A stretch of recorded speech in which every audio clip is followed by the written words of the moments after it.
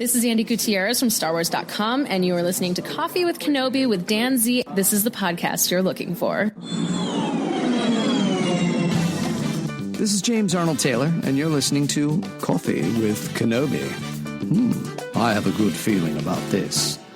Hello, everybody, and welcome back to Coffee with Kenobi. We are your spoiler-free place for Star Wars discussion, analysis, and rhetoric.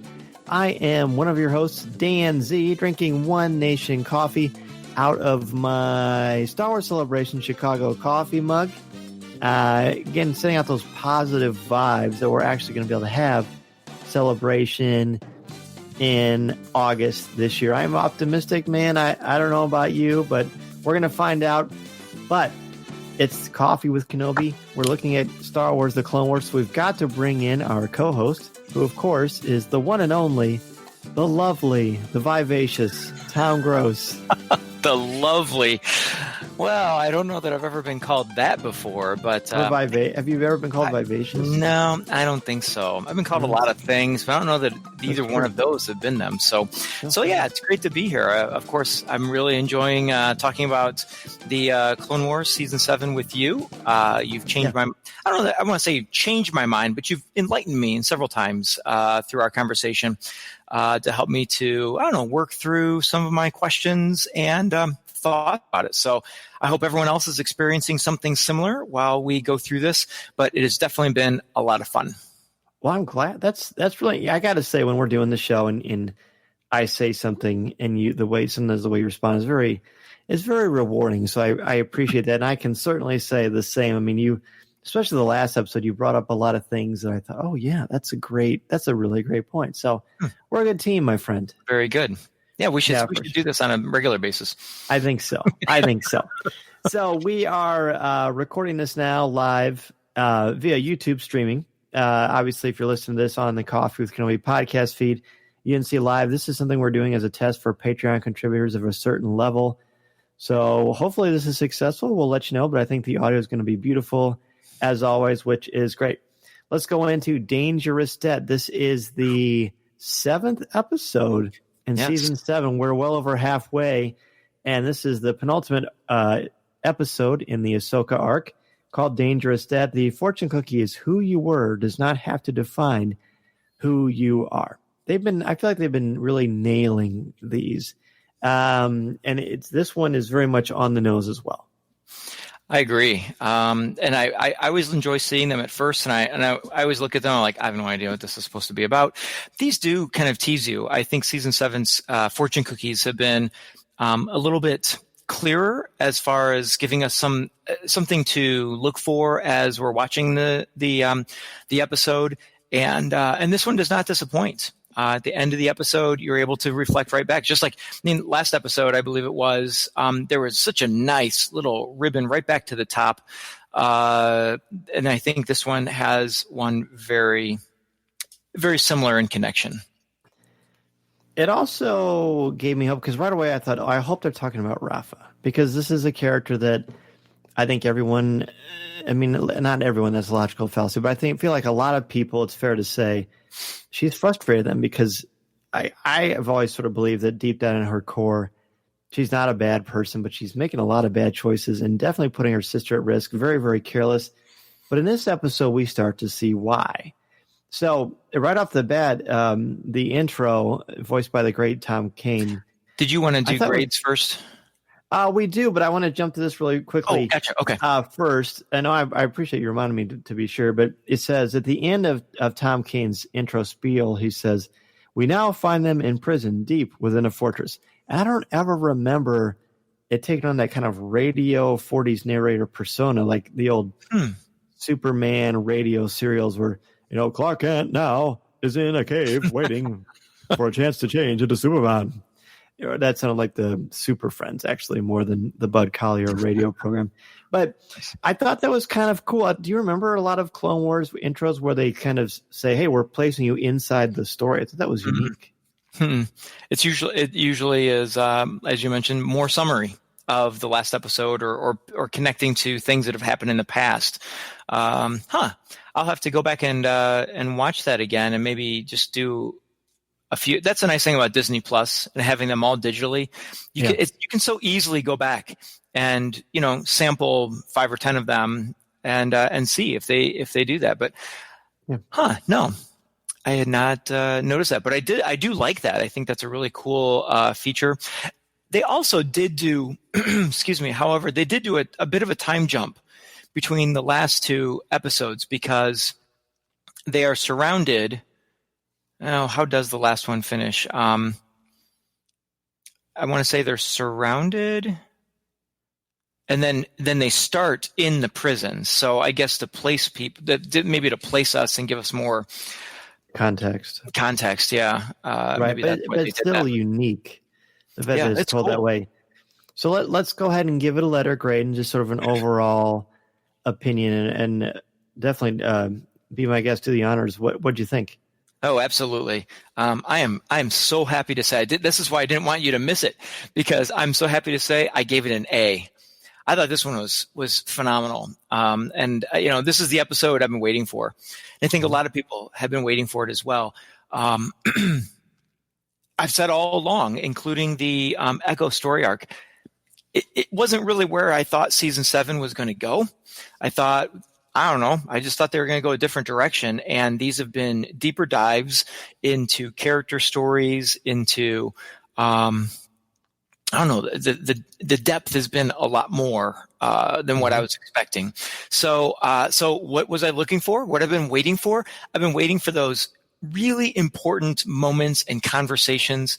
I've been waiting for the action that I feel like is meaningful. I guess not that the action in the past wasn't necessarily meaningful. It's just today's episode had a lot of meaning to it.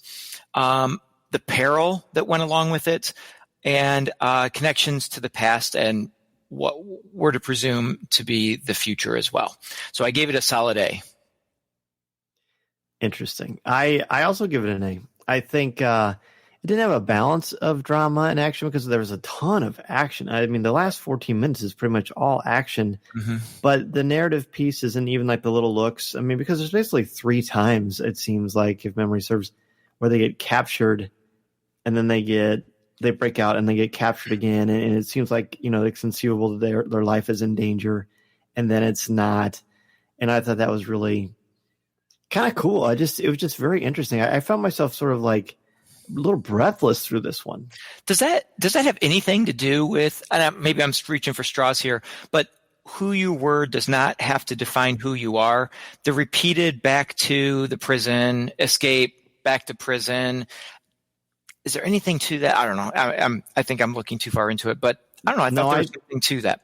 I think it's all Rafa, like, just because these things happen to you. I mean, this is just such a great metaphor for life. And I talked about this on Tatooine and Sons podcast, but I feel like for so many of us, we have tragedy or we have problems or things that happen to us, and we let them define us instead of it just being an asterisk in our lives. It's not the whole of us. It's just a small part of that. And I feel like Rafa is very much walking that line between I'm a victim, this is who I am.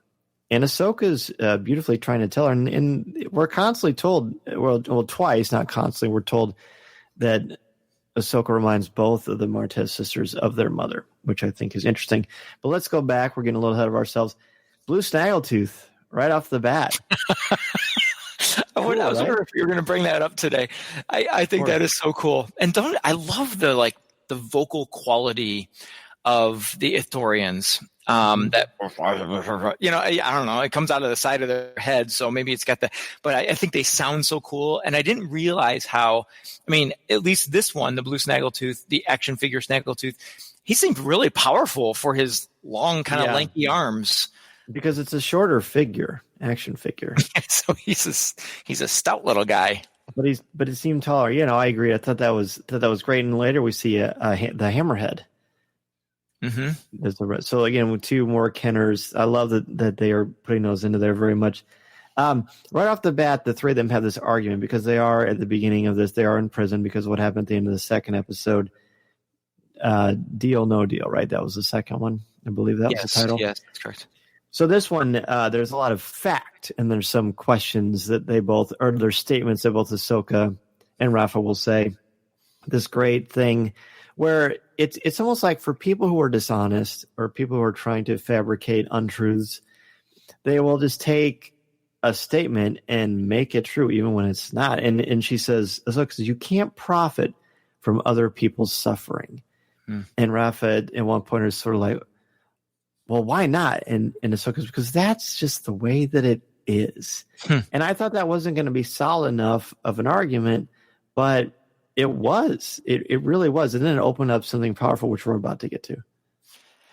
Yeah, and so I mean, what they were doing is arguing about their ideals, and that's what leads to this conversation that you're talking about. But it was a very simple answer that she gives her, and that Ahsoka gives her, and Rafa seems to, I don't know, does she buy it or does she? Is that what breaks her? And makes her tell the story of their family, because boy, they really hit us right. I mean, this is within the first 3 minutes of the show almost, and when I talked about why does it get an A, this important moment, we didn't have to have build up to it. It's been building up for the last 2 episodes.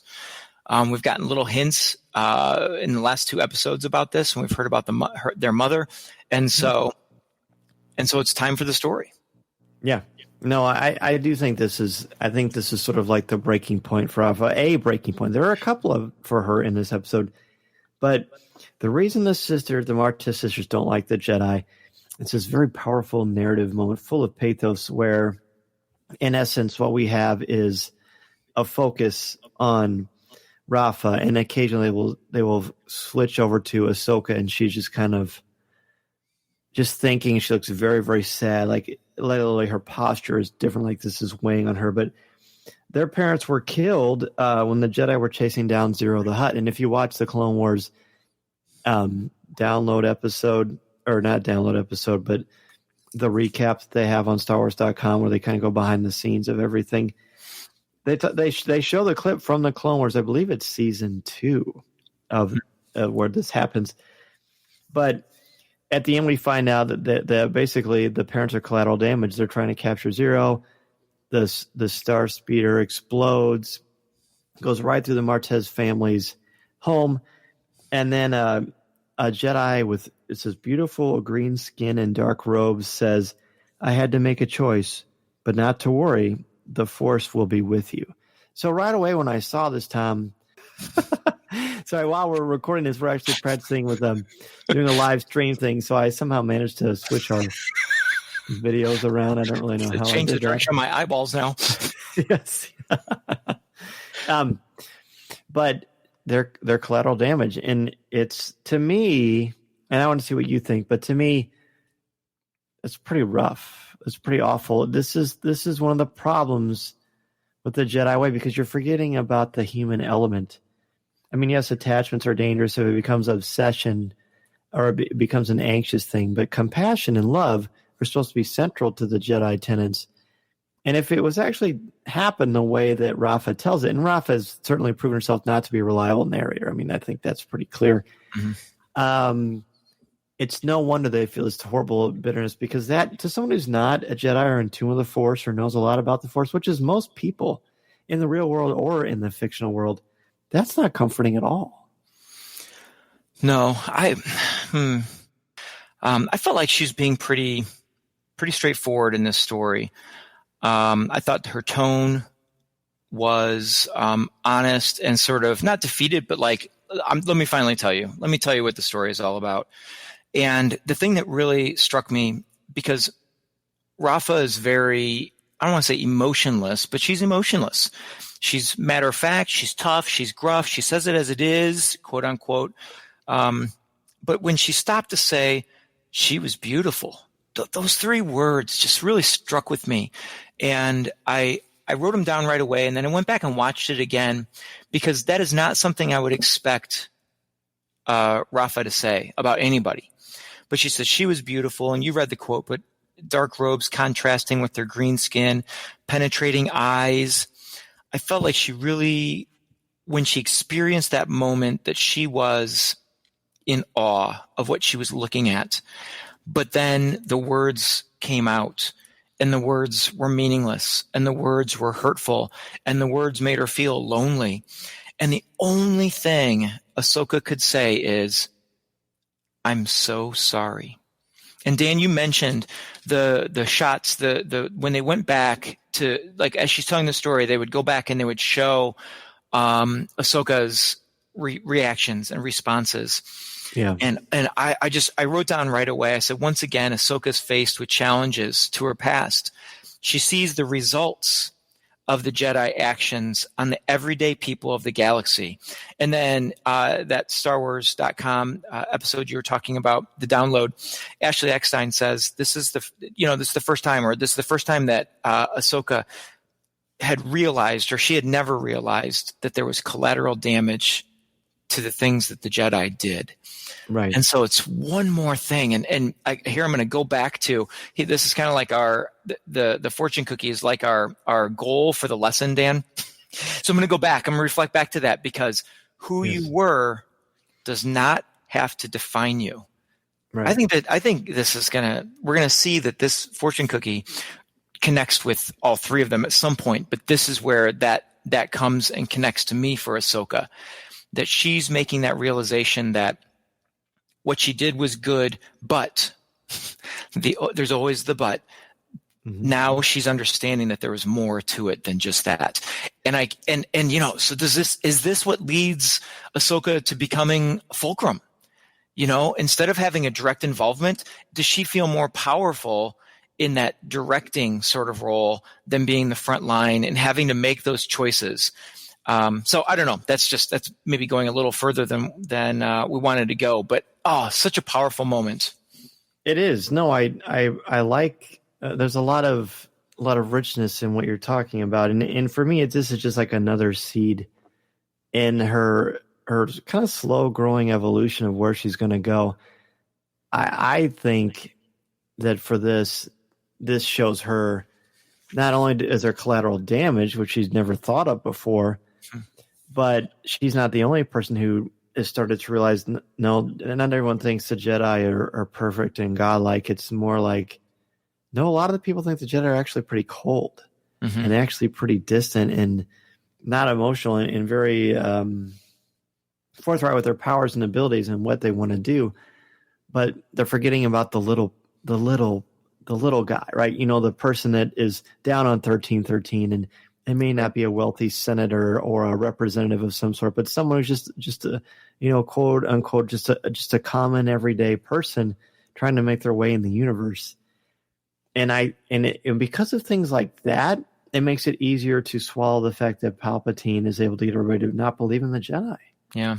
Right. I mean, it's almost like things work in spite of him, or maybe he just kind of knows this is how they're being perceived. I'm just going to capitalize on this. That's pretty effective. Yeah.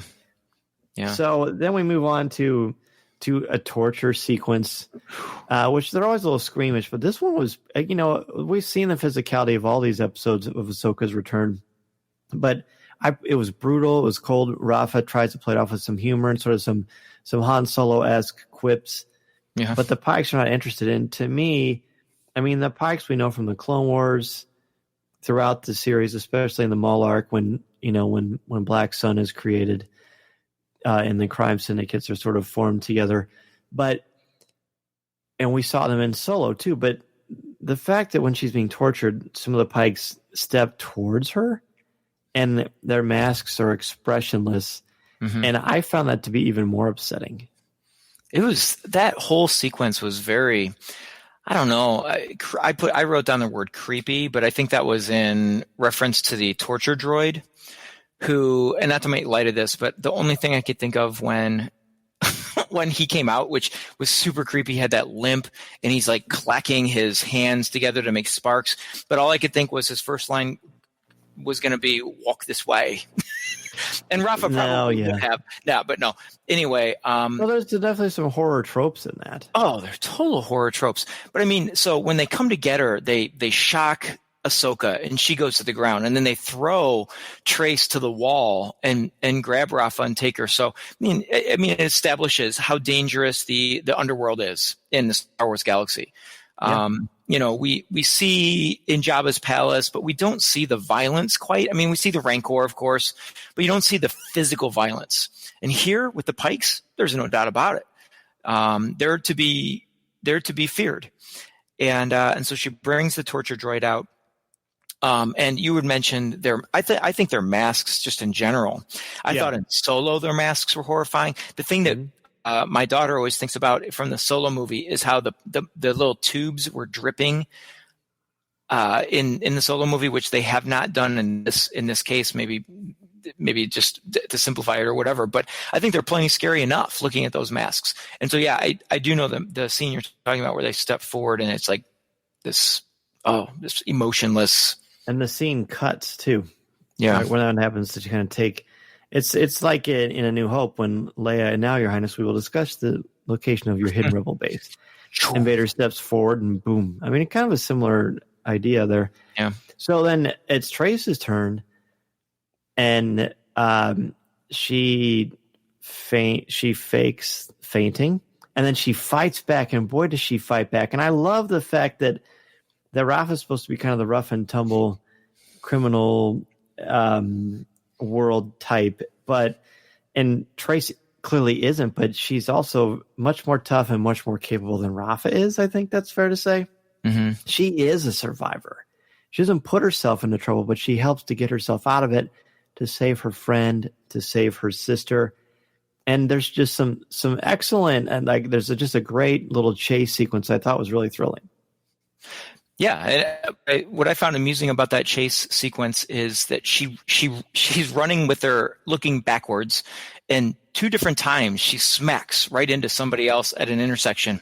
The first time it's with another Pike, or not another Pike, but with a Pike, and ends up in the fight. And that's where she actually releases the prisoners, and that's where we get to see the Ithorian throw some guys around. And then the second person she runs into is her sister. But right before that was a moment between Ahsoka and Trace I just wanted to mention for the good of the call, or the good of the order. And that is Ahsoka and Trace are talking, and Ahsoka says, "So why did you bother with me?" And Trace mentions, "It's something my mother would have done." Taking her in is what she's referring to there. And the thing that I wanted to mention, the reason I want to bring this up is because she says, when we question, like, has Rafa always been like this? Is this the state that they've always been in? What kind of family did they come from? Trace says, this is not how we were raised. And so definitely that it just gave more power to that incident that Rafa described, that was not their path, at least according to Trace. And so, but the reason she brings Ahsoka in is because she feels it's something that her mother would have done. And we see that her mother probably was a very compassionate person. Yes. So anyway, but yeah, great. That was a good action sequence of that escape. And then the reuniting with, and now I'm starting to wonder, am I mixing up the 2 escapes? Is that where they reunite with Rafa? Yeah. Yeah, okay. They literally run into each other in the okay, street. Yeah. And then they fight, and then once again, Ahsoka has to be in there to call for him. Absolutely. So I tell you, let's go ahead and take a break. When we come back, we'll talk about the second half of this episode. This is Coffee with Kenobi. This is Vanessa Marshall, and you're listening to Coffee with Kenobi.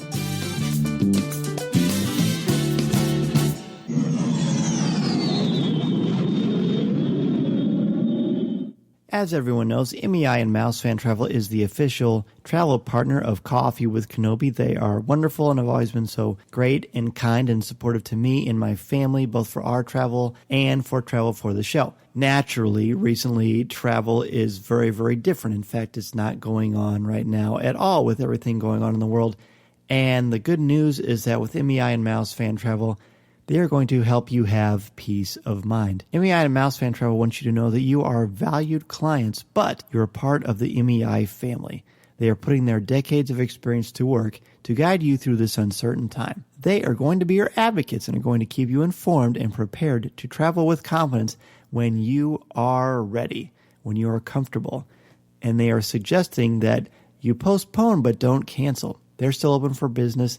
They will help you dream of your next trip. It doesn't have to be in 2020. It can be 2021 and beyond. This is why I love and trust MEI and Mouse Fan Travel, because they will take care of it and me. And they will you too. They're going to be looking up things and helping me and all of you to have peace of mind so that when you're ready, when things have settled down, MEI and Mouse Fan Travel will be the place for you to go. If you have any questions, be sure to reach out to MEI and Mouse Fan Travel, of course, or go to www.coffeewithkenobi.com/mousefan-travel.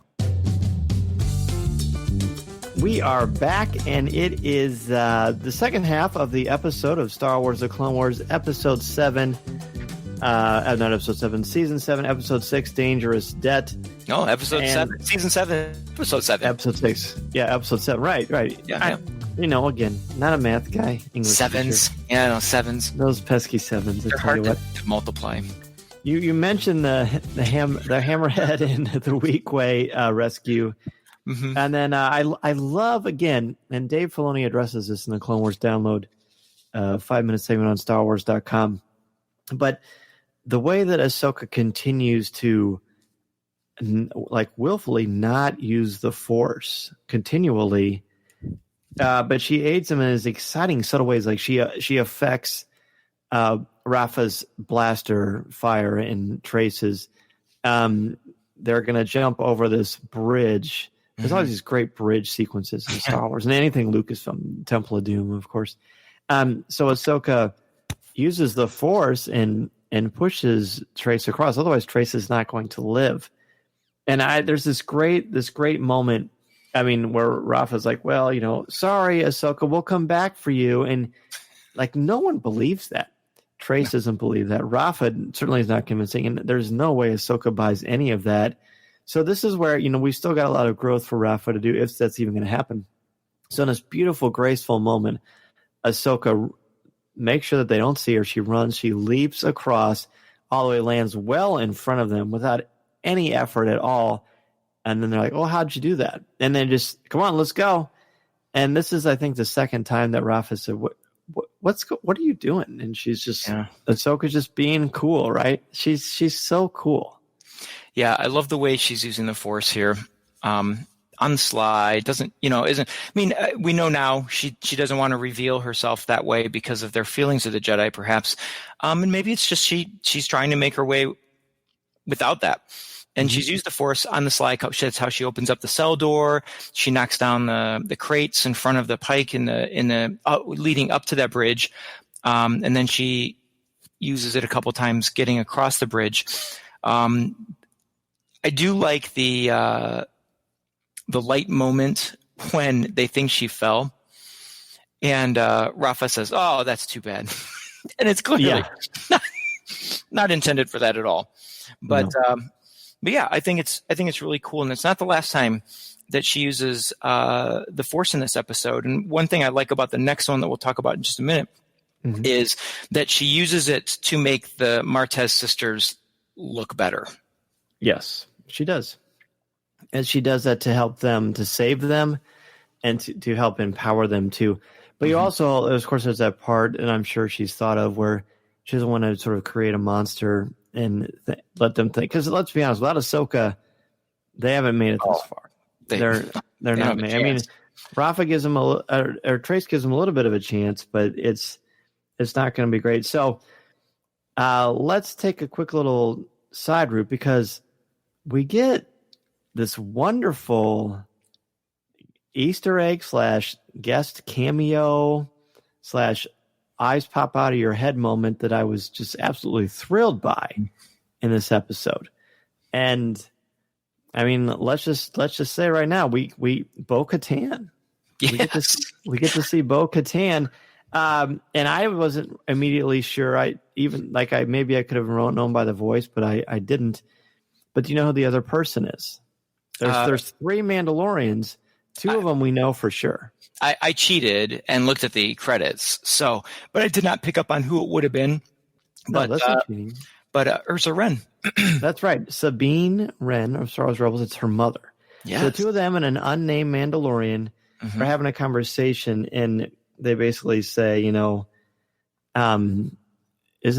the Jedi that we ran into, and they named the planet. And they said it so quickly that I completely missed what the planet was. I've got it here. If I can just find it. Karlak.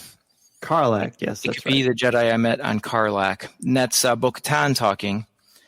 And then Ursa Wren says her presence could compromise our mission. Yeah. Perhaps. Don't forget, we have a common enemy. Let's keep track of her.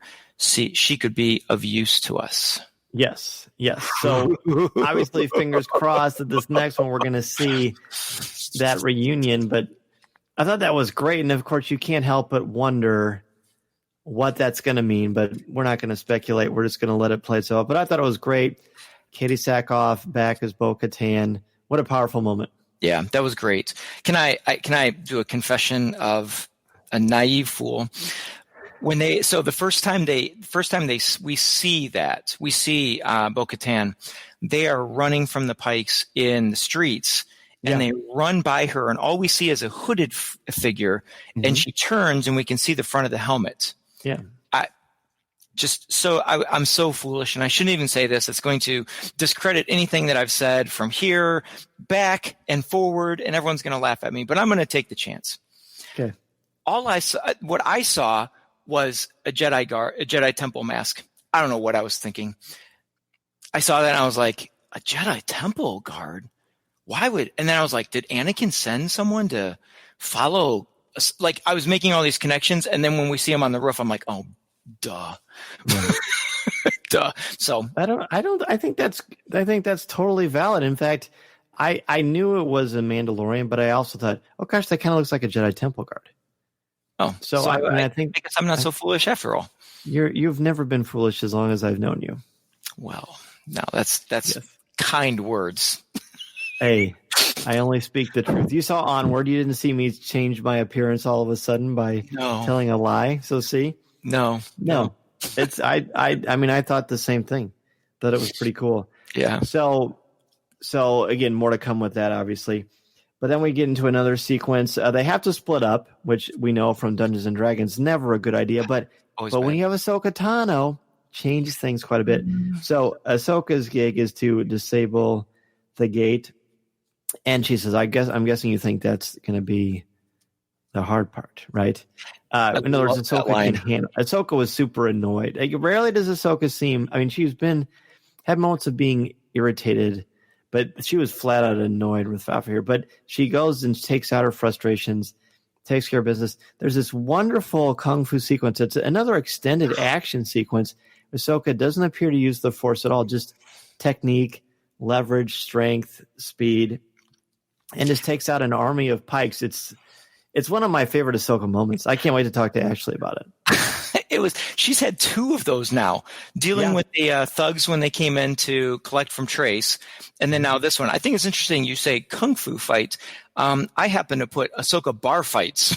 I mean, Really? she's a lot cleaner, but the way in which she takes them down in every way possible. She does whirling kicks. She does. Let me see where I wrote this down. She does whirling kicks, punches. She stomps on them. I mean, she does everything to them. They had no chance, but it was cool because at the very end, it was a moment where you would often see a Jedi lay out like 30 droids. And at the end, they're all laying there and sparking and blah, blah, blah. But here's Ahsoka, no force use, no lightsaber, about 10 opponents and formidable opponents too. The Pikes seem pretty tough. And she takes them down without any of that assistance. Right. Once again, going back to who you were does not have to define who you are. That's right. Very, very nice connection there. I love it. Can you tell I've been looking forward to talking about this one? No, it's a great episode. A fantastic episode. It's a ton of fun. Similar, I think the Bad Batch arc started a little more quickly than this one did. But again, the Bad Batch had some anticipation, but no anticipation anywhere near the amount that we have for the return of Ahsoka Tano, obviously, and seeing that resolution naturally. So then Ahsoka gets a chance to have a heart-to-heart with Rafa again. And I feel like this is the turning point. She says, you might be cut out for this life, but your sister isn't. And Rafa's like, well, she can say no. And Ahsoka's like, do you really think she's going to say no to you? I mean, this is psychology 101 about toxic or unhealthy manipulative relationships. When the aggressor says, well, they can say no or they can walk away, but Ahsoka's like, come on, let's be real. Let's be honest here. She's not going to walk away from you. I feel like I don't know if it's just the lighting or something that Rafa does or something like that. Like, this is the moment where we see the kind of the ice around her heart start to melt just a little bit. Mm-hmm. And I thought, so in animation, is it considered cinematography? I don't know. Oh, yeah. I think so. So I thought the cinematography of this scene was magnificent. Because if you think about it, Rafa and Ahsoka are walking in the street, and up above them on the rooftop looking for the Silver Angel is Trace. Yeah. And I just thought, it's Trace trying to break away, and she just can't, because there's her sister down below. But it's like fly, be free, but she feels tethered to the ground in this conversation, and Ahsoka is spot on, and the cinematography just I'm getting goosebumps just thinking about it. And then this is also the moment where Rafa makes the connection to Ahsoka as their mother and says, I used to know someone who talked like you. Yeah. And Ahsoka says, yeah, I've had that conversation with Trace. Oh, it's beautiful, beautiful moment visually as well as important to the story. I like that as well. That was great. Really, really great. So then, again, she says, well, okay, so why? She says, all right, well then why do you want to help? Like, what is motivating you to help us? I mean, she's not saying it, but what she means is, why are you continually putting your life in jeopardy for us? Because Rafa clearly would not do that for Ahsoka. I mean, she was ready to abandon her 5, 6, 7 minutes before that. But then she says, where I come from, you help when you can help, you help no matter what. This, again, supports my belief that Ahsoka Tano is clearly, she understands what it means to be a Jedi more than just about all of the Jedi. I mean, she is truly, truly selfless. And I also think this helps to give Ahsoka some purpose, because she left the Jedi Order. It's extremely painful, probably the most painful thing that has ever happened to her. But it's also something where she needs to find her place in the galaxy. And for her, that truly means helping, protecting. That is the Jedi way. True. But all the while you were talking about that, I was thinking about the other side of the conversation. Yeah. So I'm trying to I'm just needing a second to process what you just said, because it's so important. We're seeing the change in Ahsoka, and it's actually a change of growth in Ahsoka's character, while we're also seeing, as you mentioned, the melting of Rafa's heart, perhaps. And oh shoot, there was something I wanted to say about that. Oh, it was this. At the beginning of this mission, Rafa asks her almost exactly the same question, but puts it into a very cold, heartless frame of, what's your angle? Yeah. Very, very like standoffish, cross your arms. You're not getting on this until I know your angle. And here she asks it in a very much more like curiosity. Like she wants to know, not because I'm going to profit from it, but because, hey, why are you doing this? Like, where is it? Like, where is it in your heart to do this? And so it's a change in her as well. So really interesting conversation that takes place there. Really important. And also there's like one of the only moments we've ever seen Rafa where she doesn't have a chip on her shoulder. She actually wants to know. Yeah. And it's got to be the mother thing. Yeah. It's got to be that. So at the end they get captured again. Yep. Ahsoka, gets in this really cool. There's a lot of great speeder stuff. The Pikes apparently go to the Imperial Stormtrooper Academy of Blasting. I don't know. I don't normally like to make that kind of joke, but I mean, it works well, and I think Ahsoka has something to do with that. But they capture them again, and then in one of the most poignant moments in this entire arc, Rafa sincerely looks at them, both of them, not just her sister. I mean, she's apologized for her sister a whole lot, but this is about maybe the only time that we've seen where it actually means something. Mm-hmm. And then she says something, and then she says it to Ahsoka too, who again 5, 6, 7 minutes ago she was gonna just leave her to her death, and she's like, you know what, I am sorry. Yes. I feel like they psych each other in. So I'll let you address how Ahsoka handles that. Yeah, Rafa says, and I go back to, okay, so the first time they were in the cell, Rafa was very standoffish, and this is your fault, and if you wouldn't have done this, and if you wouldn't have done this, and now we're back to the same place, and guys, I'm sorry. That I'm sorry was about on the same tone as Ahsoka saying, I'm sorry about the Jedi reaction. You know, well, at least you have the Force. Oh, the Force will be with you. Yeah. But she says, I'm sorry. I shouldn't have taken this job. Ahsoka, and again, another great cinematography moment, because there's a couple different shots here, but the one that really stands in my mind is you've got a profile of Rafa looking out the cell door. Ahsoka steps up and says, we live and we learn. We live and we learn, which is that's the stance of a Jedi. You know, you don't think about the collateral. You don't think about, what happens to others, but you're learning, because each experience is a learning experience. You live and you learn. And then stepping up behind Rafa on the far end of that, also looking out the cell, is Trace, and says, yeah, but for how much longer? And then you get a front shot of the cell with the red, and you can see their faces back behind there. Beautiful moment. But you asked me, that wasn't what you asked me. You asked me how did Ahsoka respond to that? And I felt like she responded with compassion. I mean, her line was, we live and we learn, which is a very motherly thing to say. Mm-hmm. And but she's not like blaming, she's not pointing fingers. She could be really frustrated right now. The whole thing, but she takes the motherly way, and I think she even puts her hand on her shoulder when she says that. And so we have this connection now between the three of them.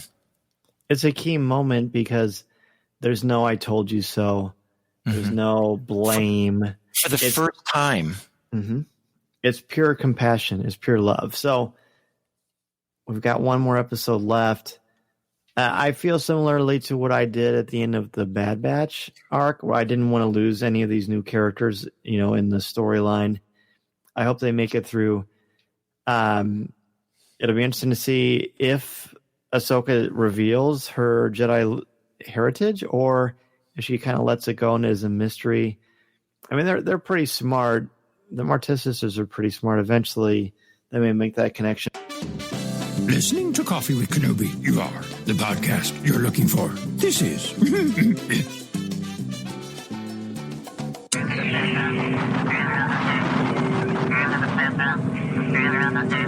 That's going to do it for this week's show. Thank you for taking time out of your busy schedule to have a cup of coffee with me, and for helping to spread the word about our Star Wars family we've got here at Coffee with Kenobi. To join us in the CWK Cafe, which is our Facebook group, and share your Star Wars thoughts, comments, reviews, and opinions in a family-friendly, spoiler-free place that is also drama-free, go to www.coffeewithkenobi.com/community and be part of the conversation, talk about this week's show, or just talk some Star Wars. It is a lot of fun, and you'll make some new friends, as well as catch up with longtime friends there as well.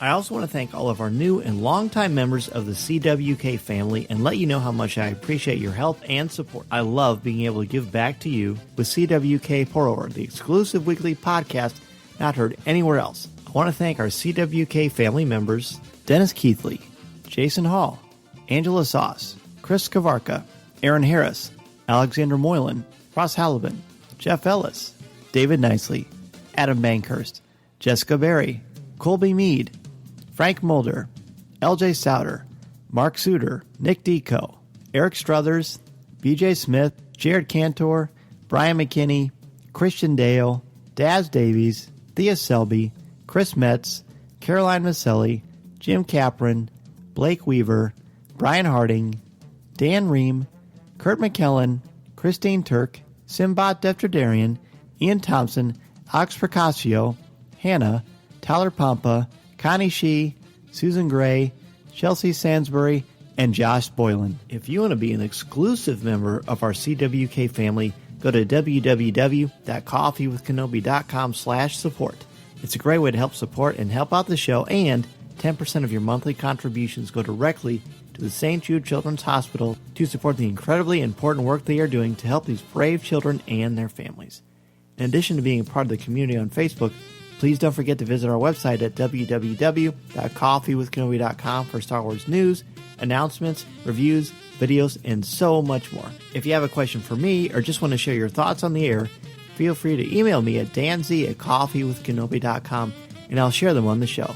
You can also connect with me on Twitter at Mr. Zer, MRZEHR. There are also a lot more ways to connect with me and Coffee with Kenobi on social media. Follow us on Twitter and Instagram. Give us a like on Facebook at facebook.com/coffeewithkenobi, and check us out on Pinterest. You can find me twice a month on the podcast Looking at Lucasfilm, part of the Jim Hill Media Podcast Network, and you can find my writing on CWK's website, as well as StarWars.com and on IGN. And if you're considering starting a podcast or a blog, let me know how I can help you get started and help you make your creative vision a reality. Be sure to check out danzymedia.com and we can get the process started. I am also available to come to your school, conference, business, or organization to talk about how to tap into your strengths and help you bring out your very best. I want to inspire you to be inspired. Don't be afraid to take that first step into a larger world. Thanks as always to our CWK sponsors, especially MEI and Mouse Fan Travel, our travel partner and your one-stop shop for all things Walt Disney World, Disneyland, the Disney Cruise Lines, or anywhere on the planet that you want to go on vacation. Please go to www.coffeewithkenobi.com/mousefantravel to book your magical vacation and help support Coffee with Kenobi in the process. If you like the show, please tweet out that you're listening, share it on Facebook, or invite your friends and family to tune in and share a cup of coffee with us. And if the force is especially with you, please take a couple of minutes to rate and review the show on iTunes or Google Podcasts. Every review makes a huge difference and helps spread the word. All in all, a really great episode, very exciting. I mean, you really can't get enough of Ahsoka Tano, and I'm still hoping that between this and the Siege of Mandalore arc, that we're going to see the origin of Ahsoka's white lightsabers. I don't think they'll let that go. Man, I think we'll put it in a novel for you. It's possible. It's possible. Anything you want to say about this episode before we wrap up?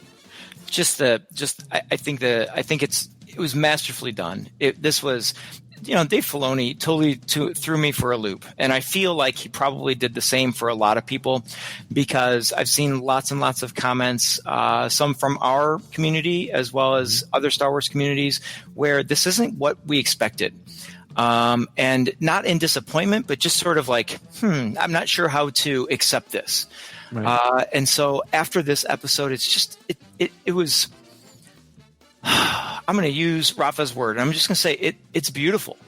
Mm-hmm. Watching Ahsoka grow in this way, and the most unlikely of candidates to help her grow, the underworld, two people from 1313 who have tragic pasts, who do anything they have to survive. But she was just what they needed in their lives as much as they are what she needed in her life. Well done. Right. Well said. Well said. Well, Tom, wonderful as always to speak with you about the Clone Wars. Another wonderful bit of analysis, and very happy to share the microphone with you on this episode. Where can people reach out to you if they want to continue the conversation? Absolutely. Drop me a line at Draftline in Twitter, or send me a longer message through email at tomg@coffeewithkenobi.com. This podcast is not endorsed by the Walt Disney Company or Lucasfilm Limited. It is intended for entertainment and informational purposes only. The official Star Wars website can be found at www.starwars.com. Star Wars, all names, sounds, and any other Star Wars-related items are registered trademarks and or copyrights of Disney and their respective trademark and copyright holders. All original content of this podcast is the intellectual property of Coffee with Kenobi unless otherwise indicated. This is the podcast you're looking for. There's no one here.